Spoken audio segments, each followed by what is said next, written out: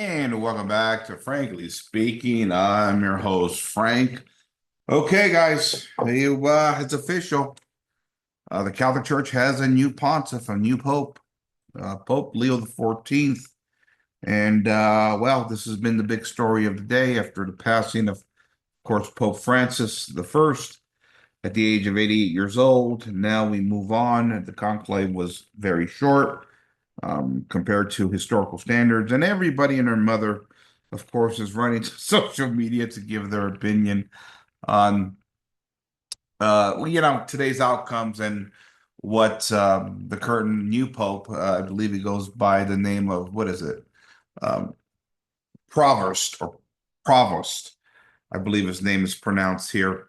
And I've looked into him a little bit, just trying to get a general sense, and people are calling him a moderate with some leanings toward Pope Francis and some of his ideas, big on some of the social justice issues like immigration and poverty, getting mixed understanding of his position on the LGBT issue. Some say he's spoken out against it along with transgenderism.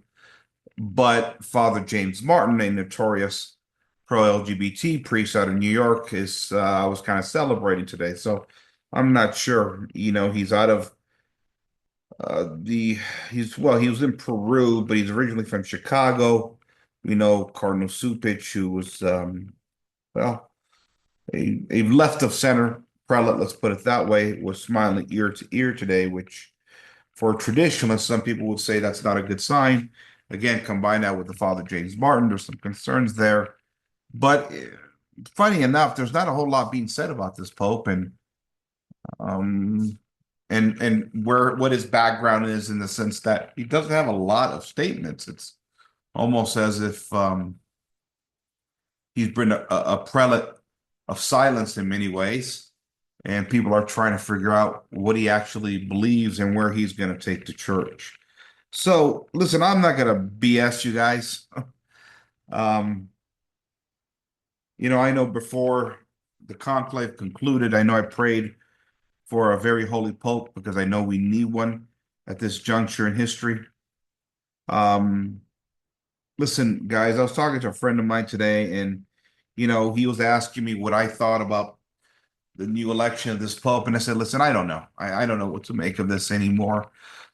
Obviously, we're in the midst of a difficult time in the church, but the bigger problem is not just in the church, it's the great apostasy that has consumed the world. And that's really the great struggle right there and what it means for humanity. Because I was elaborating to this friend of mine, what we need now more than anything else is a pope that's truly holy and that truly wants to evangelize and spread the gospel. That's what we need more than anything else. We don't need a pope focused on, you know, global warming or immigration issues. Now, those I don't want to downplay those issues. They're important, but you're starting to lose the faith all over the globe. The church is in a state of disarray. We have new Pew polling numbers that came out a couple of weeks ago. For every one convert we make into the church, 8 are leaving the church. You know, it's funny because I tell friends of mine, if this isn't the great apostasy that is prophesied about from Our Lady and Fatima and other apparitions and the tribulation that the catechism lays out, God help us what, that actual apostasy is going to be, because it sure feels like this is the great apostasy. And so, I'm not going to sit here and, be a pundit and tell you, okay, he's linked to Supich and Father James Martin. That means we got Francis II. I don't know. I don't know. I pray for the best. I pray that maybe, he's in a position of power now. He's Pope. The Holy Spirit guides him. Because at some point, this has to turn. The West is too far gone down the rabbit hole. The moral depravity is just sweeping the entire globe now. Well, at least in the West, it is. It's the West is gone. I mean, it's absolutely gone right now. Um, Even just apart from, those that practice the faith, even from pagan standards, the morality is absolutely collapsed. and something has to change the trajectory of the West. Because listen, my conclusion is this, and I'm no theologian, guys. Why I don't talk about a lot about deep church issues on this channel, but my contention is simple. You know, either we fix this sometime soon in the church, or the only way I see out of this is a massive chastisement to where our Lord or God puts the fear back in our hearts as a civilization. And of course, I don't want a massive chastisement for myself, obviously, but also for my children. And I know there's some prophecy out there, especially in Akita, that says, well, 2/3 of the earth are going to be wiped out at some point because of this great apostasy. Okay. Well, I'm hoping we could avoid that somehow. But at the same time, if we get another papacy that's, kind of goes down this more modernist trajectory, what will happen sort of to the moral order of the world in another 5, 10, 15 years?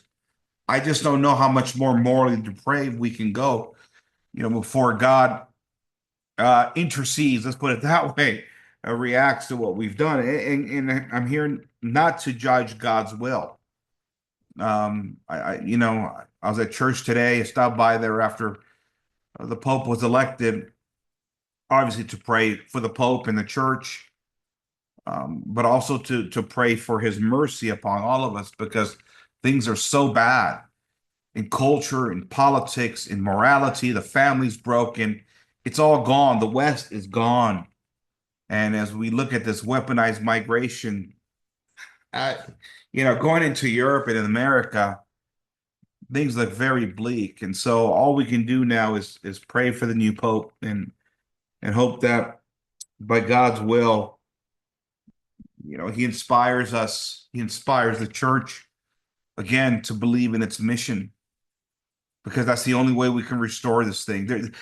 Politics are not going to save us. I was telling this friend of mine, listen, if you think Donald Trump is going to save the world, I got something else for you, man. I got a bridge to nowhere to sell to you. Trump ain't saving us, because unfortunately, too many Americans believe that. Um, so I am going to reserve judgment on Pope Leo the 14th. For the namesake, it's very encouraging. Pope Leo 13 was a great ultra conservative pope, ultra traditionalist pope. He wore the traditional vestments, which is very encouraging as well too. He prayed to the Holy Mother, which is a beautiful prayer, of course, um, when he came out. So we will see. Anyways, tonight I want to do something different. Um, because the Pope just, was elected, there's lots of reactions all over the place, all over Twitter and specifically. And I'd like to see what's going on over there. And I'll give you some instant reactions here. Okay, so let me start from the top here. See what we got here. All right, so we got, so people are replaying the smoke, the white smoke, which of course signifies the election of a new pope. And of course, we know what that was at the end of the day. That was the election of Pope Leo the 14th. This is interesting right here. This is a post here that I watched a little earlier video of, then, Pope Leo the 14th, before he was Pope, talking about immigration. And he had a fairly well-balanced approach to this. He says, listen, a country has a right to protect itself. At the same time, we have to deal with immigrants with human dignity. I would agree with that. I think that's encouraging. We'll see what kind of a position he takes once he's Pope on that. Obviously, lots of criticism coming in on the Trump administration for the way that's being handled. So that was kind of encouraging right there. So we'll see what happens. And listen, I've said it before, Catholics are in a strange place with immigration, because we are a universal worldwide body, and so a sort of a nationalistic tendency is more difficult for us to maintain in that sense, because a lot of these immigrants are Catholics that are coming over. Now, the church clearly teaches historically that we have a right to protect our borders and our national interests. I get that as well too. But as far as dealing with these immigrants with dignity, I think it's very important. I agree with that basic standard there. But again, I'm a pro-nationalist guy, and I believe A nation has a right to protect its borders, its cultures. I think it was Thomas Aquinas said what there was two standards. I believe what were the two standards?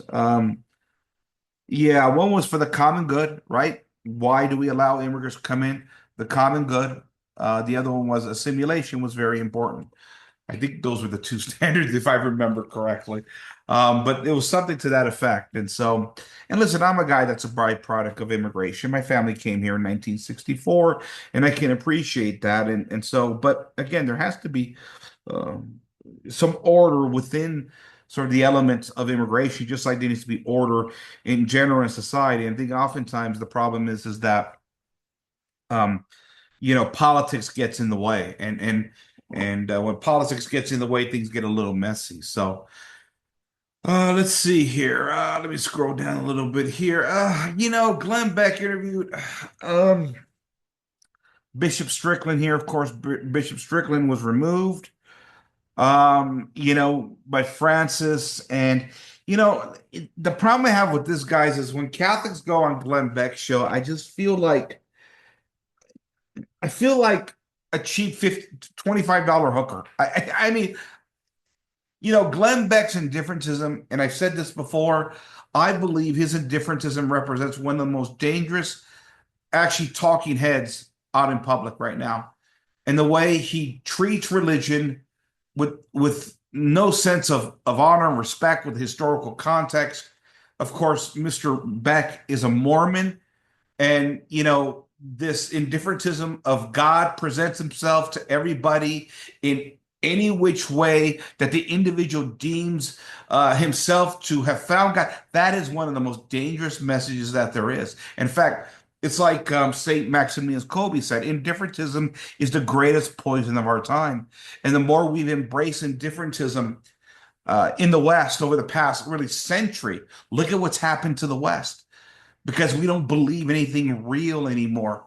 When people practice, Christianity, basically, based upon what they project Christianity to be in their own hearts and minds, rather than the established norm and truths and tradition that was revealed by Christ and the church, you got a problem.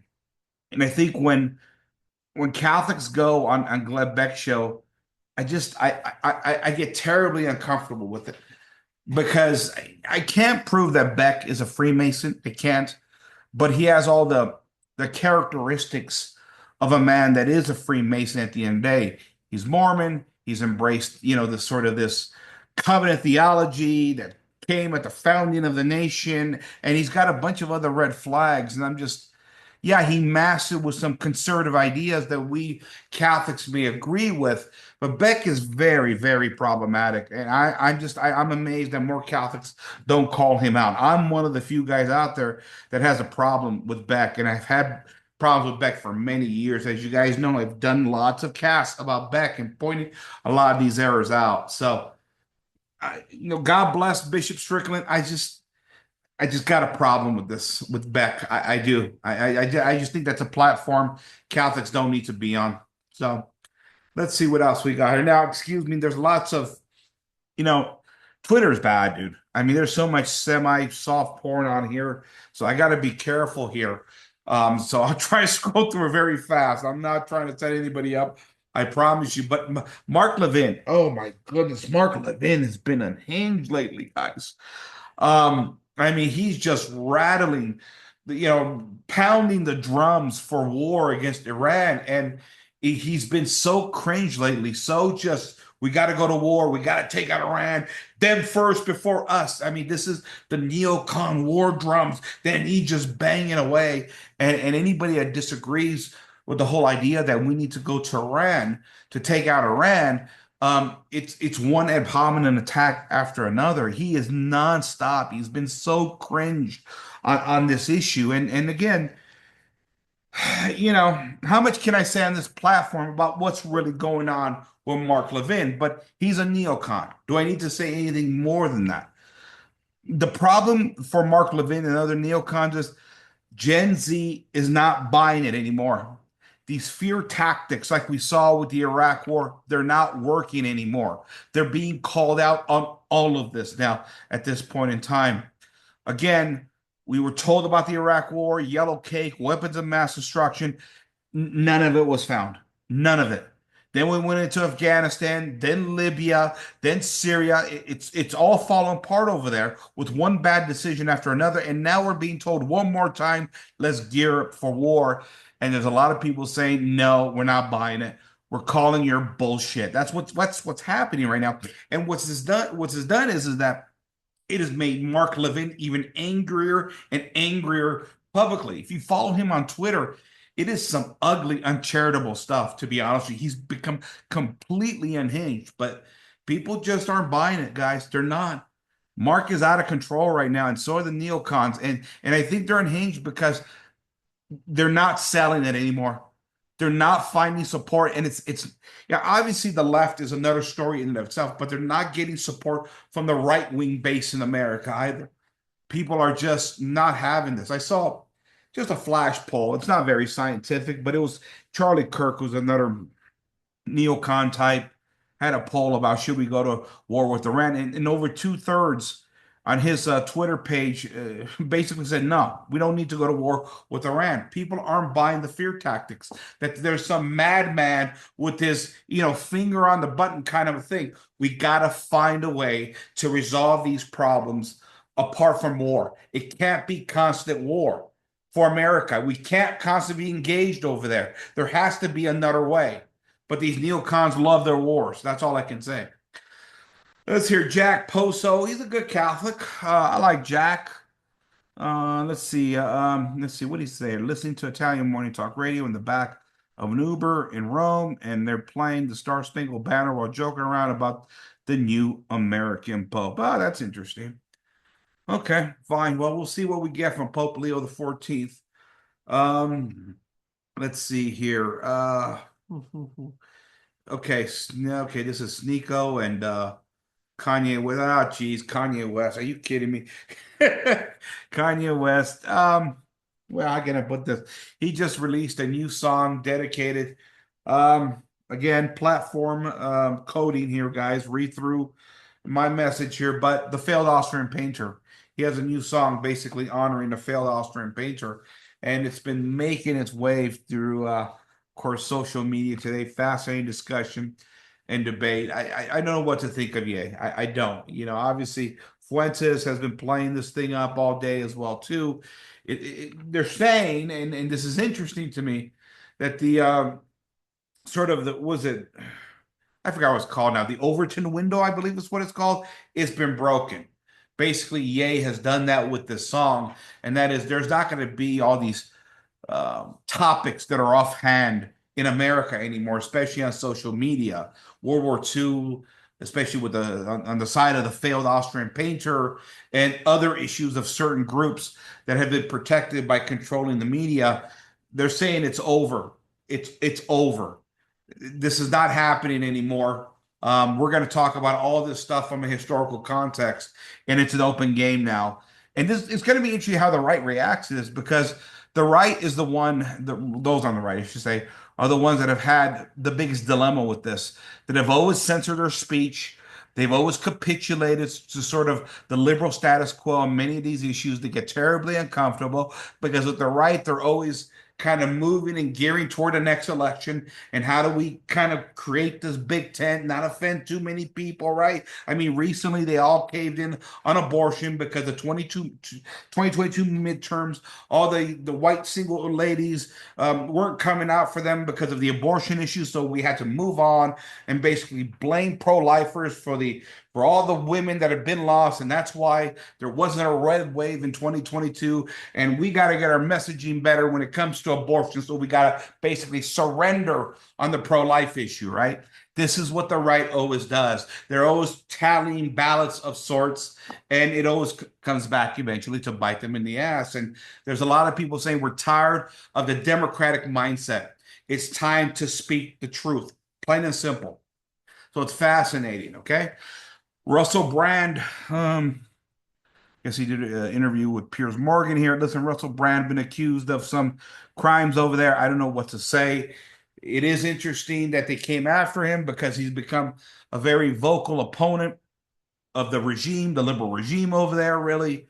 And so, listen, I'm not necessarily saying I'm a Russell Brand fan, but he has appears at least publicly to have had a conversion to the Catholic faith, or at least he's headed there.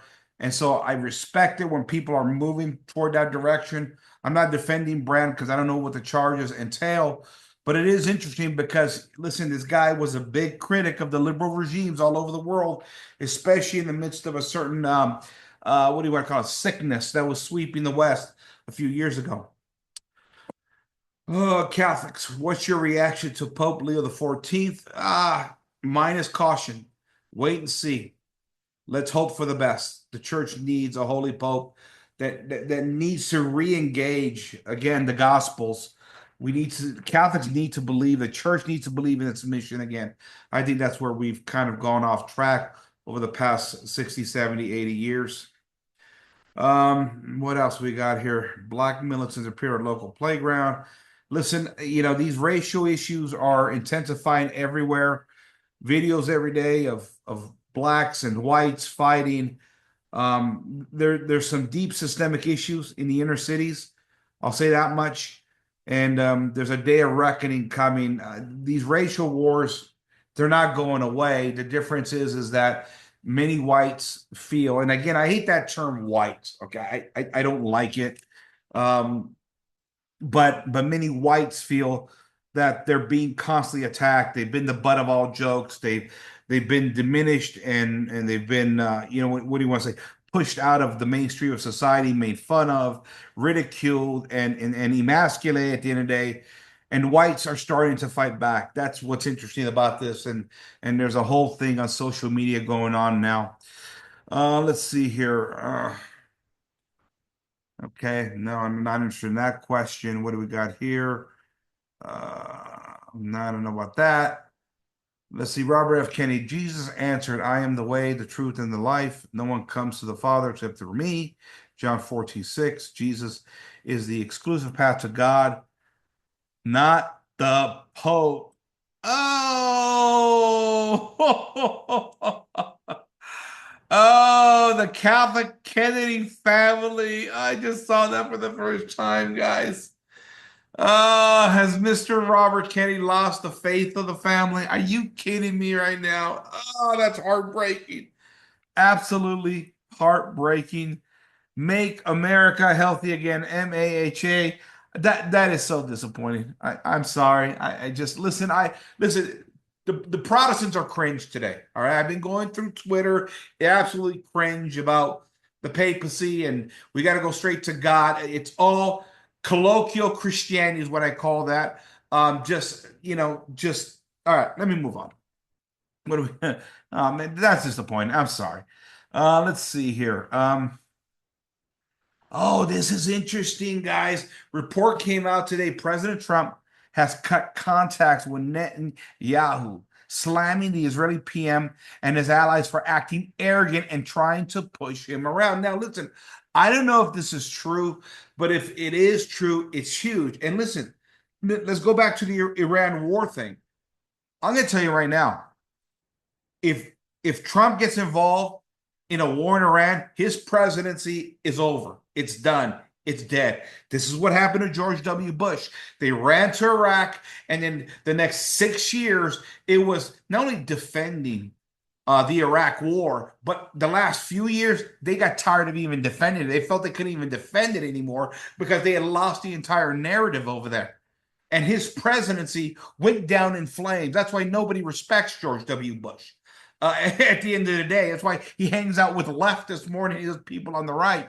And I think, listen, I think Trump, and I hope he does at least. I'm hoping he realizes, unless this is some big psyop thing they're posting publicly, I don't know. But I think the Trump presidency will go down in flames if we get caught up in something in Iran. And, it's just a very interesting story. I don't know if it's true, but maybe this is, again, going back to the fact that so much of our Congress is influenced by foreign money. I mean, it's a problem, and maybe there's some arrogance there that they just expect America to come in there and solve all of these problems, let's call them, right? But keep an eye on this story. It's fascinating, okay? Okay, let's see here. A new Antichrist Pope has been elected. Okay, here we go. Another Protestant, obviously, talking about, I don't know, whatever. It's the Protestants. They're cringe. Uh, After his presentation to the people, the new Pope went to the place where he was lodging before the conclave to meet his former housemates. Okay, just this is, shaking hands and getting to know everybody, right? Blah, blah, blah. What do we got here? Secretary Wright tells me Biden drained the strategic petroleum reserve for politics. It will take 4 to 6 years to refill.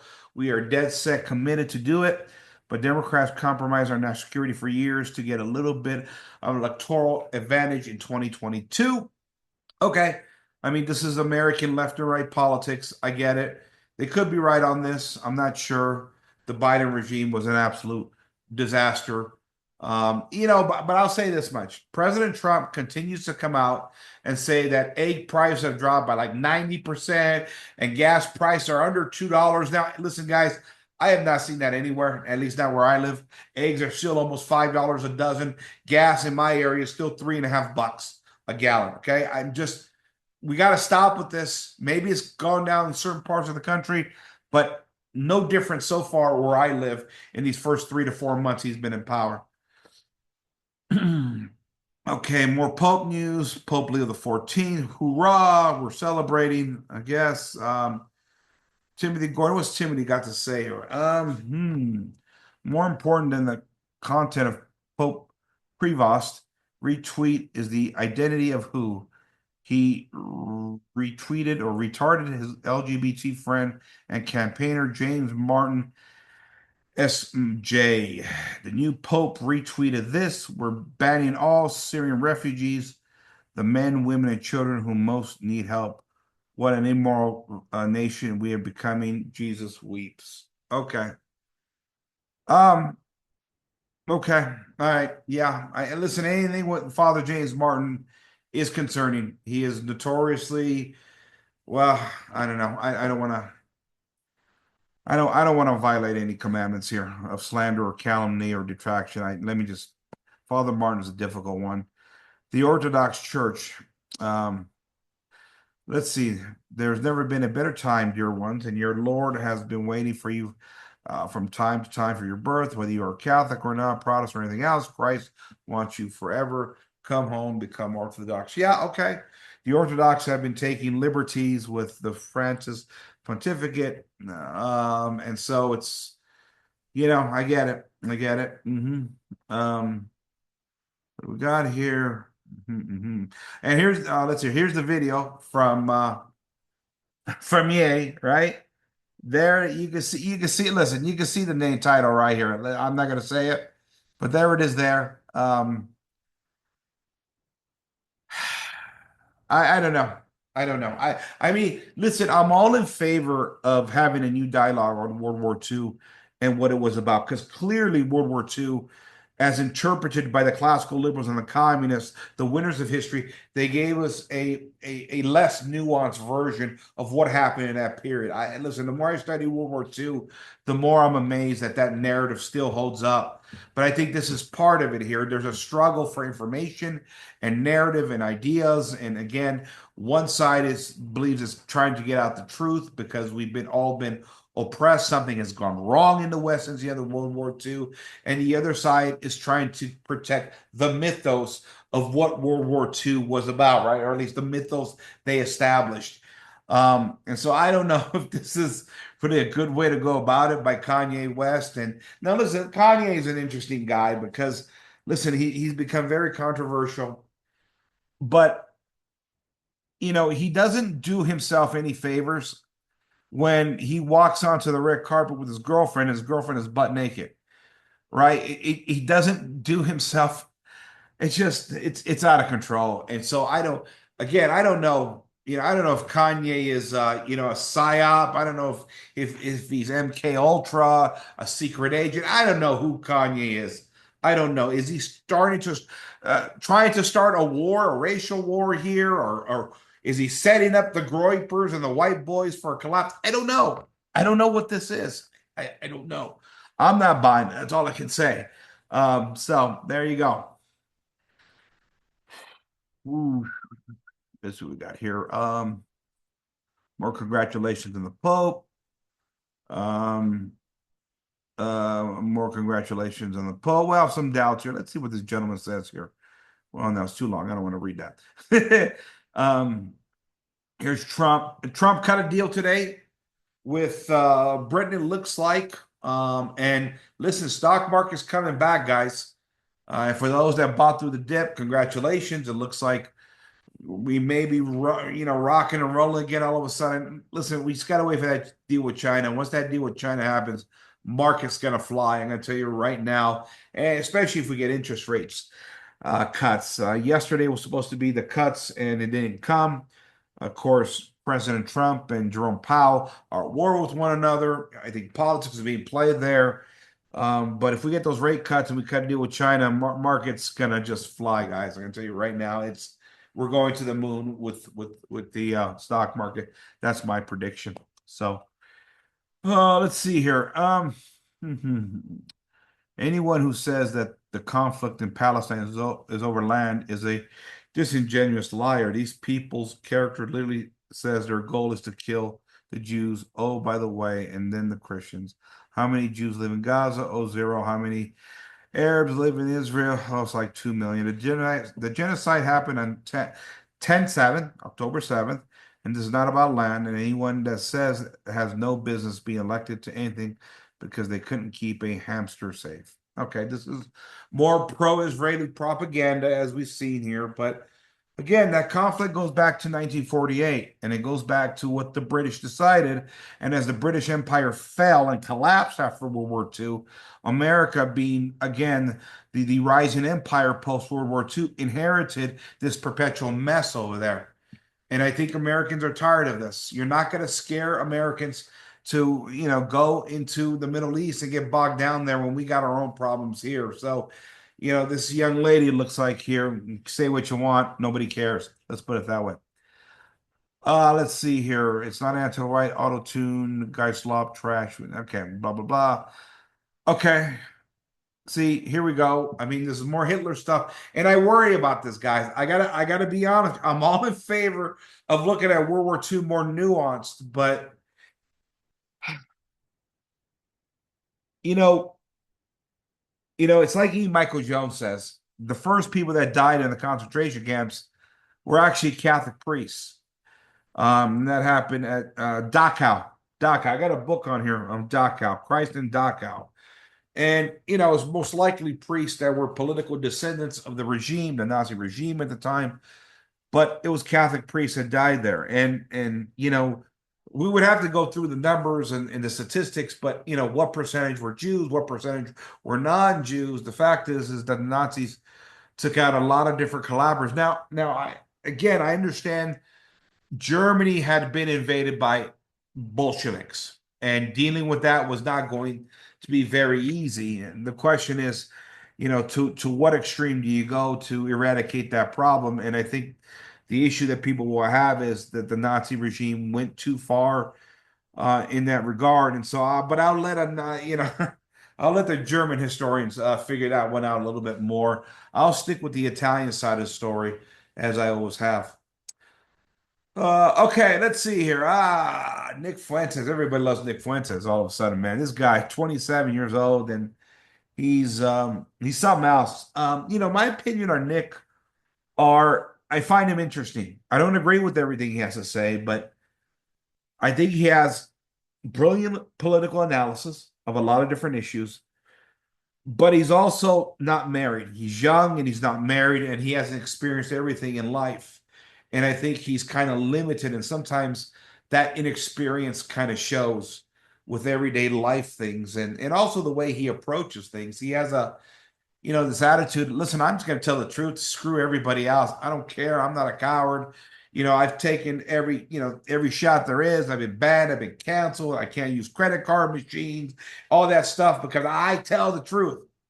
Okay, fair enough. And in that respect, I think he deserves some credit for the courage he's had to take, again, the beating from the politically correct crowd. At the same time, he doesn't have a family. And when you have a family to protect, sometimes you have to be a little bit more diplomatic. But I do appreciate his boldness because I do believe at the same time you have to be bold now at this point in time.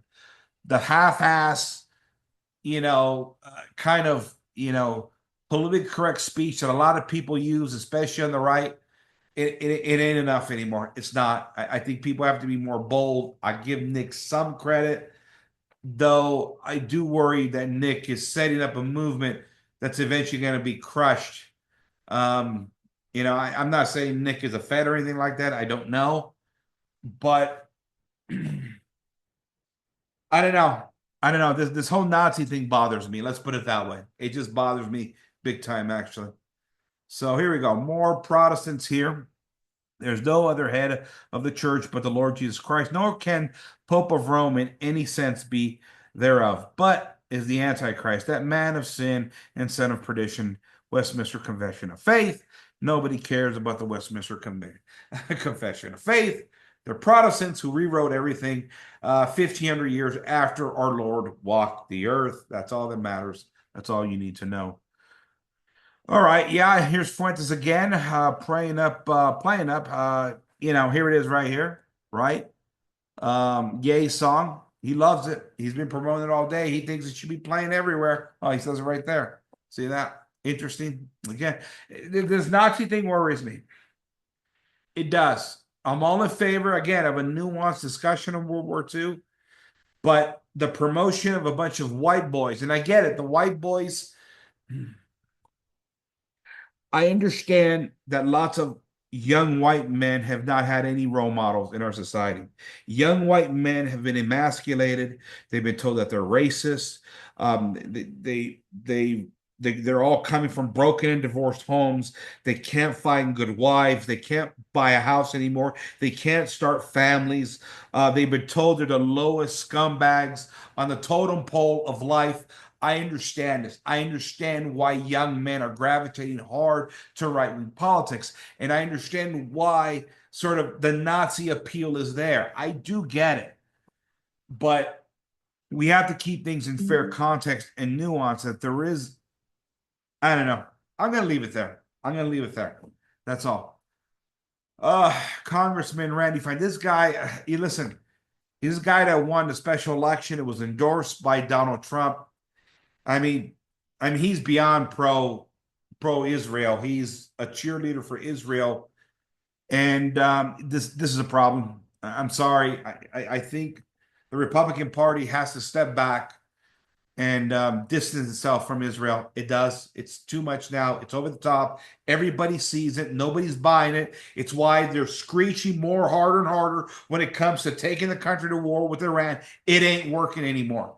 And when you see things like this, it's going to drive more of the base away. Listen, guys, there's a split coming in the Republican Party, whether we like it or not. I think we all consolidate around Trump because he's a populist and he kind of tries to make all these camps happy, but there's a split coming. I'm telling you, nobody's buying this stuff anymore. Let's see here. Bishop Richard Williamson on the imagination of the Jews. Well, of course, Bishop Williamson was a big critic of the Jews, obviously, and he had lots of interesting things to say about World War II, and how lots of World War II has been fabricated. Bishop Williamson, from everything I know, was a very holy man. Now, was he SSPX or was he set of a consist? I don't know. I don't remember. I think he was SSPX. I believe so. But again, he took a different narrative in World War II. He was one of the big critics of the classical liberal version of that history. Now he passed away a few weeks ago, but he was a very interesting man, without a doubt. I heard him talk a few times. So, Charlie Kirk, what's Charlie got to say here? So let's see. We got a tweet here. What Rupert actually wants: free speech means protecting the right to offend Muslims. This is Britain. We don't not have blasphemy laws, and we must not have blasphemy laws. Burning the Quran is not a crime, blah, blah, blah. Charlie says here. Meanwhile, in Britain, members of parliament silently comment that free speech supporters want the right to offend Muslims. Actually, yes. And when Britain was a better country, the right to offend wasn't even questioned. If you want a country where offending Muslims is illegal, there are literally about 50 you can live in. Okay. Yeah, listen, this is all about the invasion, and England is gone. Well, listen, from the images that I've seen, England is gone. I mean, it's been overrun. Sort of the indigenous English race has fled to the countryside. The Muslims have taken over the city. And, again, England looks like a nation that's dying at this point. And it's funny because we're still told how the Allies won World War II. And yet you look all over the West. Does it look like we won World War II in the West, at least the classical liberal nations? Doesn't look like it to me. They lost a lot. And so now we got an issue here about Muslims, and Muslims are going to hold their own and try and manipulate laws, and they're going to have numbers over, again, an English population that's not procreating, right? This is what happens in Protestant countries when you start contracepting. Or at least liberal nations, right? Because, well, we'll get that later on. Obviously, the Catholic nations weren't contracepting all the way up until World War II. After World War II, they were forced to submit to the liberal principalities of the New World Order. So now everybody is contracepting. But again, in Anglo-Protestant contracepting nations, the birth rates have been declining for a long time. And with mass migration and, Muslims that have all kinds of kids, yeah, it's a ticking time bomb for the complete loss of the English nation, of the British Empire. It's collapsing, and the politicians over there, which are compromised like everywhere else, they're not helping the matter. So, even the supposed king over there, whatever, that's fine. Let's see here. James O'Keefe with Project Veritas Special Training will be the next great intelligence agency. Okay, I think he's exposed a few more things. I don't know. I haven't followed James O'Keefe in a while. America must always remain a Protestant nation. That's fascinating because, again, as I said before, the fact that America is a Protestant nation is the reason why America has been perpetually dying, right? Again, a pro-abortion, contracepting, liberal nation that destroys family and culture and everything in favor of individualism. That's the irony of it all. Is that, I mean, listen, take away the mass immigration of the Irish, the Italians, the Polish, the Germans, and then eventually the Hispanics. Those are majority Catholics that came over. That's what kept America alive. It's what built really the massive structures of the nation was Catholic immigration, because Catholics were not, again, contracepting because of bad sola scriptura theology. Is America Protestant? I don't even think it's Protestant anymore. All the old denominations have died. Evangelicalism is a joke. It's also going to die. I mean, listen, the evangelicals have a 70% turnover rate, 3 years or less, right? That's why they got to continue to evangelize, because they can't keep butts in the seats. Protestantism is dead, not breeding dead. Yes, we Catholics have our problems, but Protestantism is dead. It's gone. America is now a secular nation, right? Because this is really the progression of Western civilization since the Protestant Reformation. You go from Catholic to Protestant, from Protestant to secular. That's what happens. Plain and simple, right? Every Protestant nation has devolved into secular paganism effectively. Catholic nations had to be bombed into oblivion, right? It didn't lose the faith voluntarily. It was forced out of them after World War II. Well, really, World War I and World War II. So keep that in mind, okay? Oh, what else we got here? Okay, this is the song. HH is the Jesus Walks the Hitler song. Okay, I don't know what that means. Timothy Gordon will be streaming tomorrow.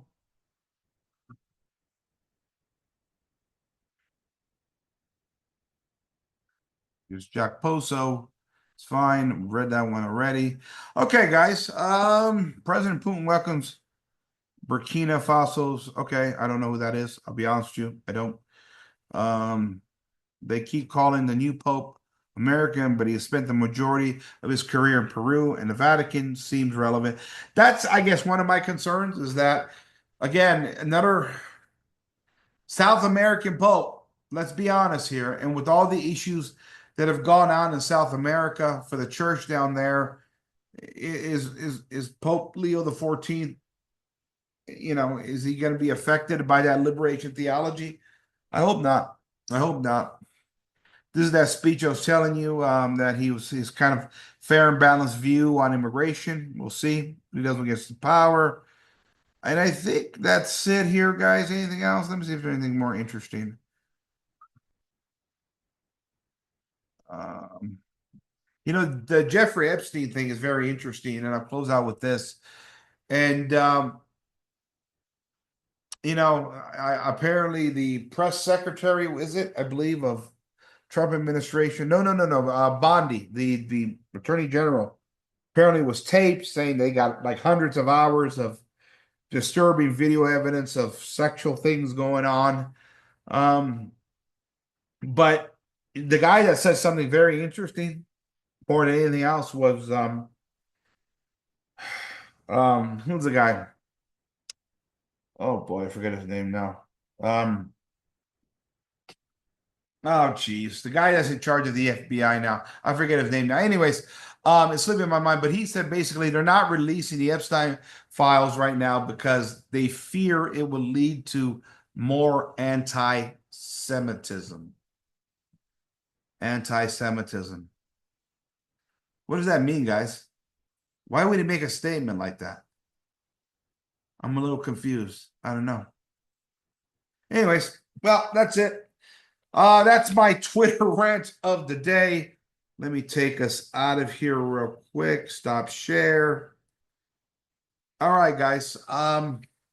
Listen, also remember, I'm over at Knights of Christendom again. We do our Catholic roundtables over there. I'll put a link in the description box. I think most of you remember me from my days at Knights of Christendom. That's where I kind of got started over there, at least with the more the integralist kind of idea. Then, of course, we all kind of went our own way temporarily. We're back over there and doing shows in a roundtable format.